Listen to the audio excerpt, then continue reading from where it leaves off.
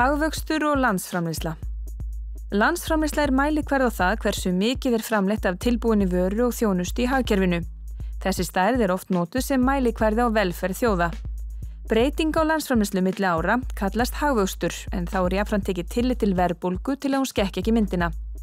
Í venjulegu árferði mælist hagvöxtur í vestrænum ríkjum oft á bilinu 2–4%. Undanfarna 2 áratugi hefur hagvöxtur hér á landi að jafnaði verið og yfir 4% en hefur þó sveiflast. Við bankahrunið var ljóst að verulegur samdráttur yrði í landsframleiðslunni. Við undirritun viljayfirlýsingar við Alþjóðagjaldeyrissjóðinn í nóvember 2008 var gert ráð fyrir að samdrátturinn myndi nema 9,5% á árinu 2009, landsframleiðslan myndi standa nokkurn veginn í stað árið 2010 og ná síðan fyrri takti og vera í kringum 4% árið 2011.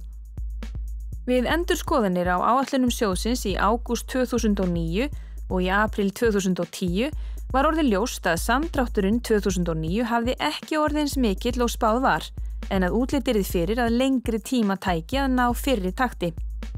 Nú liggur fyrir að samdrátturinn árið 2009 mældist 6,8%. Alþjóðagjaldeyrissjóðurinn gerir nú ráð fyrir því að samdrátturinn muni nema 3% árið 2010 en svo taki við hagvöxtur á árunum 2011 til ársins 2015.